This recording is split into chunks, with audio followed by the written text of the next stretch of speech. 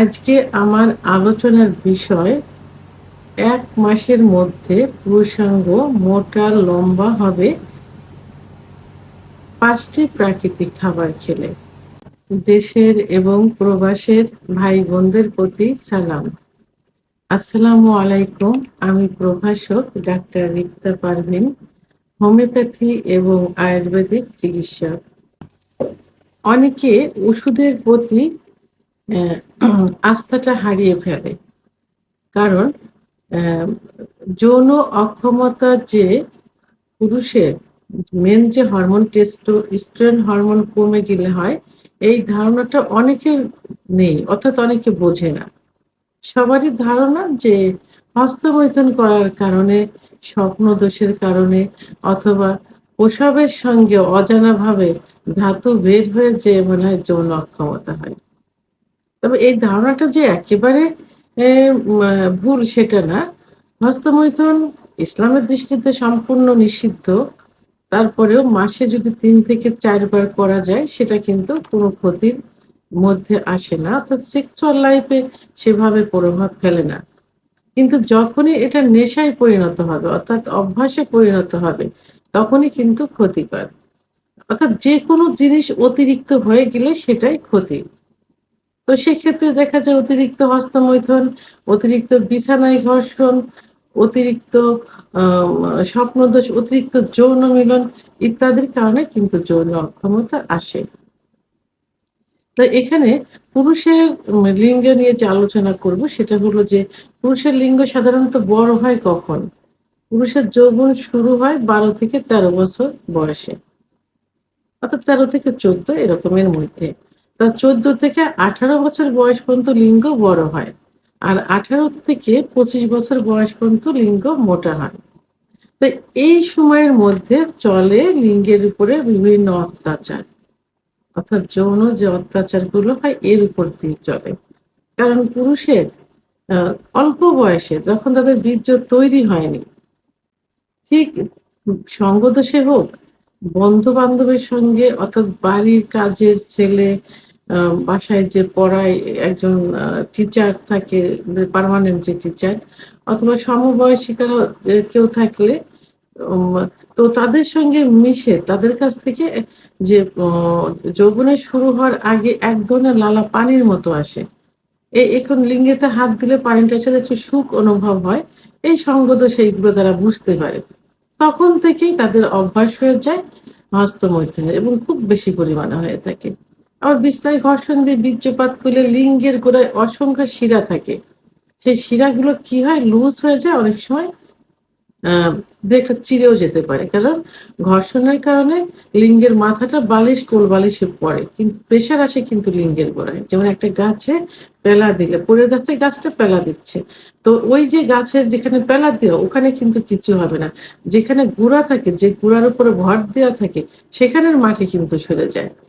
তাহলে অ্যা মা ঘর্ষণ দিয়ে বীর্যপাত করলে লিঙ্গের সবথেকে বেশি ক্ষতি হয় যেটা একবারে বোঝা যায় না, ধীরে, ধীরে বোঝা যায়। আবার এখন সমকামিতা করে থাকে। তো সমকামিতা অতিরিক্ত স্বপ্নদোষ, অতিরিক্ত যৌন মিলন ইত্যাদির কারণে লিঙ্গের ক্ষমতা চলে আসে। লিঙ্গ আস্তে, আস্তে ছোট হয়ে যায়। মনে হয় কচ্ছপের মতো ভিতরে ঢুকে যাচ্ছে নিস্তেজ অবস্থায়। এবং যখন শক্ত হয় দেখা যায় মাঝখানে একটু অ্যা মানে ভাঁজ পড়ে যাচ্ছে। আবার উত্থান অবস্থায় থাকে ধনুকের মতো বাঁকা হয়ে যাচ্ছে। পেরোনিস ডিজিজ যেটাকে বলে। আবার আগামোটা, গোড়া চিকন ইত্যাদি। তো এগুলো যখন হয় তখন এরা বিভিন্ন ওষুধ খেতে থাকে গোপনে, গোপনে। অনেকে বিয়েও করতে চায় না, বিয়ে করেও না।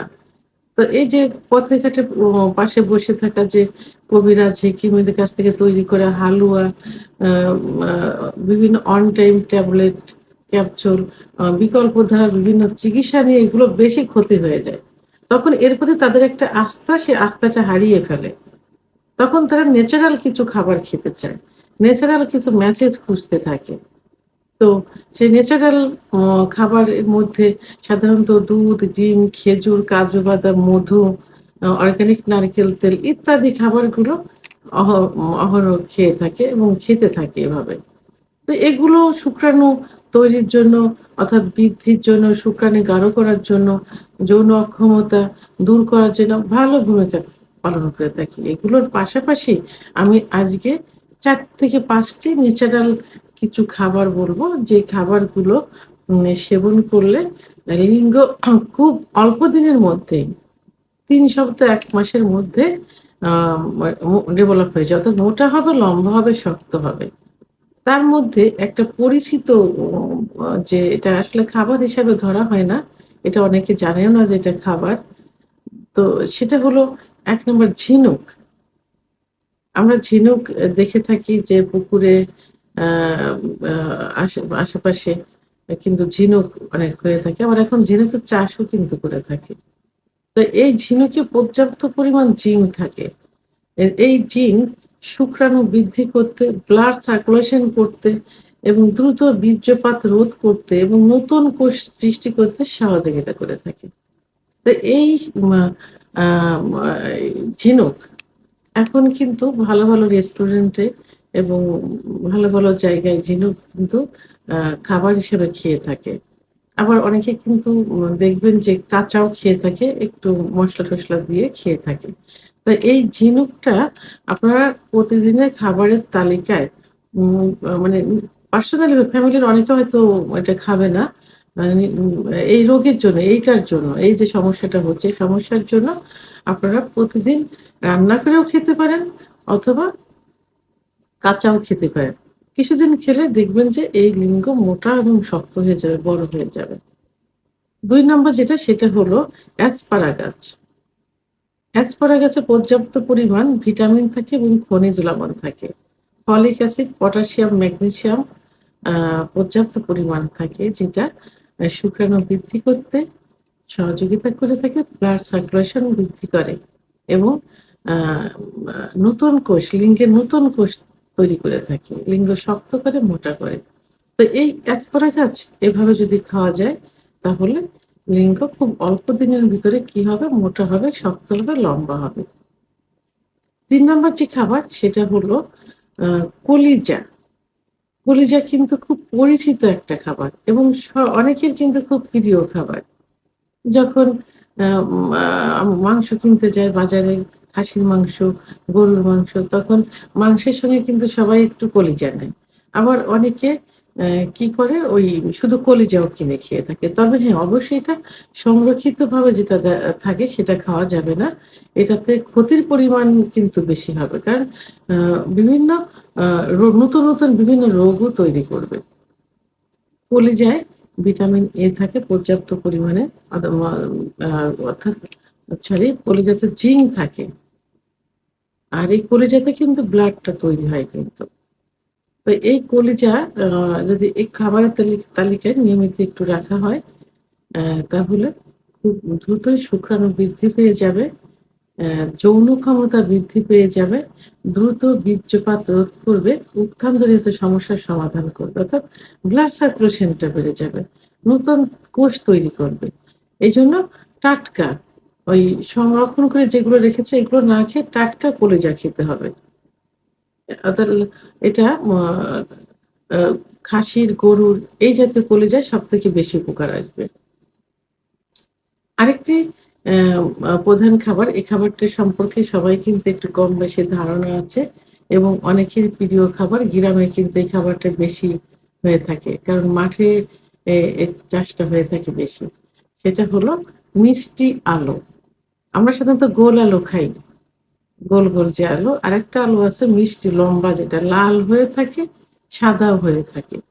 তো এই আলুতে পর্যাপ্ত পরিমাণে ভিটামিন এ থাকে। তো এই আলু অনেকে পুড়িয়েও খেয়ে থাকে, আবার অনেকে সেদ্ধ করে খেয়ে থাকে। যেভাবে খেয়ে থাকেন না কেন, সিজনালি সময় যদি এই আলুটা খাওয়া যায়, একটু নিয়মিত খাওয়া যায়, তাহলে কি হবে?